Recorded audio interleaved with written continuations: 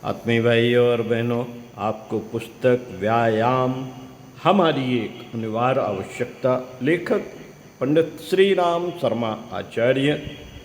साथियों, युग निर्माण योजना के 3 सूत्र हैं: स्वस्थ शरीर, स्वच्छ मन और अभिनव समाज की संरचना। स्वस्थ शरीर से इसको समझ सकते हैं कि व्यायाम हमारी एक अनिवार्य आवश्यकता।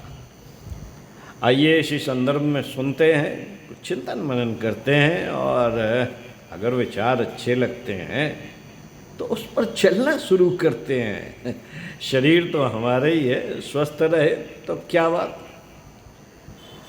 मित्रों, कोई देश जिस आधार पर अपनी आंतरिक शांति और बाहरी सुरक्षा बनाए रह सकता है वह उसकी समर्थता ही है। राष्ट्रों के जीवन की तरह एक व्यक्ति की शांति और सुरक्षा के लिए भी सामर्थ्य अविच्छिन्न तत्व है। उसके अभाव में सुख और संतोष का जीवन नहीं जिया जा सकता। यह समर्थता अन्न, वस्त्र, उद्योग, खनिज, विज्ञान, यातायात, सेना, शस्त्र, शासन, नेतृत्व आदि भौतिक समृद्धि के राष्ट्रीय रूप में और नागरिकों में धन, जन, साधन, संपन्नता के रूप में तो होनी ही चाहिए, पर साथ ही यह भी ध्यान रखना चाहिए कि हमारा उद्देश्य इतने मात्र से पूरा न होगा। वास्तविक समर्थता मनोबल के रूप में होती है। उसके बिना प्रचुर साधन संपन्न होते हुए भी कोई राष्ट्र या व्यक्ति दुर्बल ही बना रहता है। चरित्र और मनोबल को हम एक साथ ही जोड़ देते हैं, क्योंकि बिना उच्च चरित्र के मनोबल और बिना प्रखर मनोबल के उच्च चरित्र हो ही नहीं सकता। चरित्र और मनोबल की सम्मिलित शक्ति ही वह वास्तविक समर्थता उत्पन्न करती है जिससे व्यक्ति या राष्ट्र अजेय बनते हैं। मन समर्थ तब ही हो सकता है। साथियों, मन समर्थ तब हो सकता है जब शरीर में भी प्रचुर सामर्थ्य भरी पड़ी हो। उसी प्रकार शारीरिक दृष्टि से बलवान व्यक्ति ही अपने चरित्र और नैतिक तत्वों की रक्षा कर सकते हैं। इससे प्रकट होता है कि मनोबल और आत्मबल या चरित्र बल दोनों के लिए अन्य आवश्यकताओं से भी अधिक स्वास्थ्य अनिवार्य है। स्वस्थ विचार और स्वस्थ आचरण वही कर सकता है। स्वस्थ विचार और स्वस्थ आचरण वही कर सकता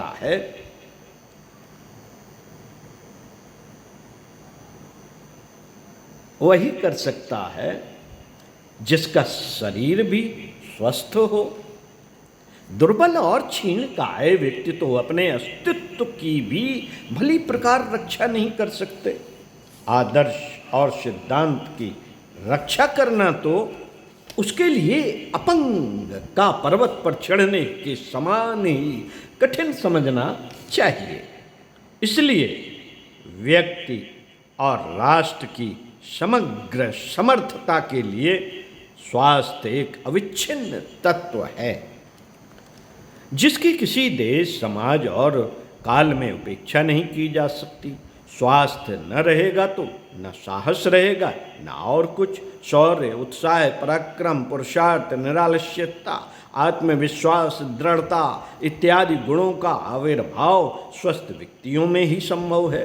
कमजोर शरीर तो कायरता का पुरुषता, आलस्य, आत्महीनता, पराजय और परवशता का ही जन्मदाता होता है। मानव जीवन एक संघर्ष या संग्राम है।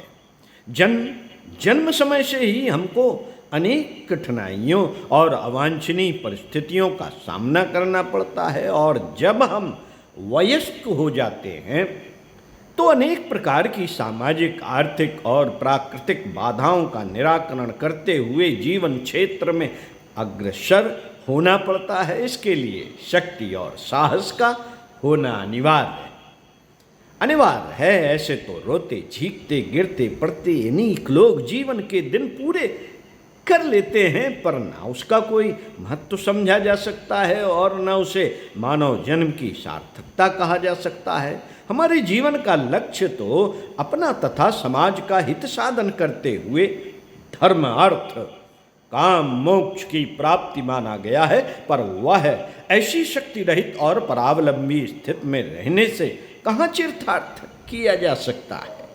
जीवनी शक्ति का आधार है शरीर का भली प्रकार स्वस्थ और सशक्त रहना और समस्त अंगों का अपना अपना कार्य सही तौर पर करते रहना। ऐसा होने से ही हमारा शरीर शक्तिशाली रहकर जीवन संग्राम की विविध आवश्यकताओं तथा कर्तव्यों का पालन कर सकता है। स्वास्थ्य के सुदृढ़ रहने से ही सब प्रकार के कार्यों को ठीक तरह से कर सकने की क्षमता उत्पन्न होती है। मन प्रसन्न और उत्साह युक्त रहता है, विचारों में संतुलन और स्थिरता रहती है और बुद्धि नए नए तथा महत्वपूर्ण क्षेत्रों की ओर अग्रसर होती है। इस दृष्टि से विचार करने पर यह निश्चित हो जाता है कि स्वास्थ्य ही हमारे जीवन की सबसे बड़ी पूंजी है और उसी के द्वारा हम जीवन में किसी प्रकार की उल्लेखनीय सफलता प्राप्त कर सकते हैं। साथियों, पर इस प्रकार का उत्तम स्वास्थ्य प्राप्त कर सकना और उसे सुरक्षित रख सकना आजकल थोड़े से ही लोगों के लिए संभव जान पड़ता है। बहुत से लोग तो सुदृढ़ स्वास्थ्य के रहस्य को जानते ही नहीं। वे समझते हैं कि दूध, घी आदि पौष्टिक पदार्थों के अधिक परिणाम में खाने से, समय समय पर शक्तिवर्धक औषधियों, टॉनिक आदि का सेवन करते रहने से शारीरिक शक्ति बढ़ सकती है। पर जब हम इस मार्ग पर चलने वाले सेठों, बड़े व्यवसायियों, उच्च सरकारी अफसरों के स्वास्थ्य पर दृष्टि डालते हैं तो उनको प्रायः किसी न किसी शारीरिक व्याधि से ग्रस्त और डॉक्टरों के यहाँ प्रायः आते जाते देखते हैं। इसका एक कारण तो शारीरिक श्रम के सभी कार्यों से दूर रहकर केवल दिमागी काम करते रहना और दूसरा कारण स्वच्छ हवा और खुले वातावरण की अपेक्षा बड़े नगरों के बीच बंद कमरे में बिजली की रोशनी और पंखे के सहारे दिन भर काम करते रहना ही है। ये दोनों ही त्रुटियां स्वास्थ्य को निर्बल और दूषित बनाने वाली हैं। मित्रों, प्राचीन काल में स्थिति इससे भिन्न थी। उस समय मशीनों का जरा भी प्रचार नहीं हुआ था और लिखने पढ़ने संबंधी कामों की आवश्यकता भी बहुत कम पड़ती थी। इसलिए छोटे बड़े सभी को अपना अपना काम स्वयं परिश्रम करके अपने हाथों से ही करना पड़ता था। दूसरे, उस समय कल कारखानों का अभाव होने से बहुत बड़े शहरों का अस्तित्व भी न था। इसलिए अधिकांश लोगों को ज़्यादातर खुले वातावरण में रहने का अवसर सहज ही मिल जाता था। बस्ती के भीतर शौचालय नाम मात्र को ही होते थे, इसलिए सभी छोटे बड़े नित्य कर्मों से निवृत्त होने नगर और कस्बों के बाहर ही जाते थे। इससे उनका टहलना और स्वच्छ वायु का सेवन भी हो जाता था। इस प्रकार के रहन सहन से उनका स्वास्थ्य स्वभावतः ही ठीक बना रहता था।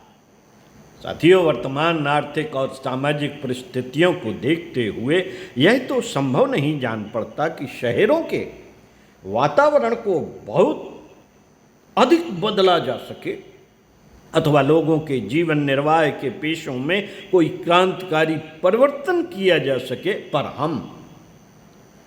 पर हम अपने खान पान में उचित बदलाव करके और उसकी परिस्थिति के अनुसार अपनी परिस्थिति के अनुसार किसी प्रकार व्यायाम करके अपने स्वास्थ्य की उन्नत अवश्य कर सकते हैं। यह तो विशेष रूप से साथियों अवश्य कर सकते हैं।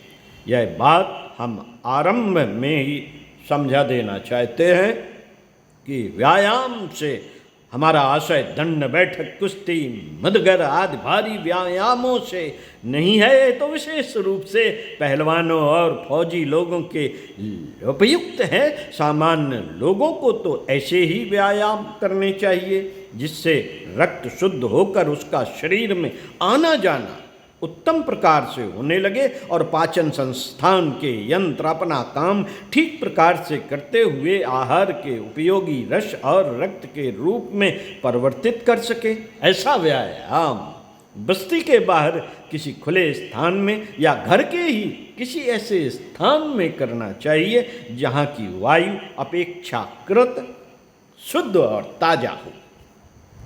इन दोनों बातों के साथ अपनी मानसिक अवस्था को भी ठीक दशा में रखना आवश्यक है। विचारों की शक्ति अकथनीय है और यदि हम अपने मनोभावों को शुद्ध, परिष्कृत तथा आदर्श बनाने की चेष्टा करें तो स्वास्थ्य तथा सौंदर्य की बहुत कुछ उन्नत कर सकते हैं। विशेष रूप से व्यायाम करते समय यह भावना भी करते रहना चाहिए कि इन क्रियाओं को करने से हमारे भीतर शक्ति की वृद्धि हो रही है। इससे हमारी दुर्बलता और त्रुटियां दूर होकर स्वास्थ्य की उन्नति हो रही है। हमको यह बात अच्छी तरह समझ लेनी चाहिए, अच्छी तरह समझ लेनी चाहिए कि स्वास्थ्य का आधार पौष्टिक भोजन और अन्य बाहरी साधनों पर ही निर्भर नहीं है, वरन हमारे रहन सहन, आचार विचार और सद्वृत्तियों पर भी आधारित है। इसलिए हमको अपनी जीवनचर्या सदैव सरल, सादा और प्रकृति के अनुकूल रखनी चाहिए और अंतःकरण से भी कलुषित विचारों को दूर रखना चाहिए। इतने पर भी किसी भूल चूक या अनिवार्य परिस्थितियों के कारण कोई खराबी पैदा हो जाए तो उसे सरल व्यायाम अथवा टहलना आदि जैसे स्वाभाविक उपायों से दूर कर लेना चाहिए। स्वाध्याय सत्संग का क्रम पूरा हुआ। साथियों, चिंतन मनन इस विषय पर जो सुना गया है जरूर कीजिए। अगले वीडियो में मिलते हैं इसी पुस्तक से पृष्ठ 7 से व्यायाम और स्वास्थ्य का संबंध। तो पढ़ते रहिए कुछ अच्छा और सुनते रहिए कुछ अच्छा।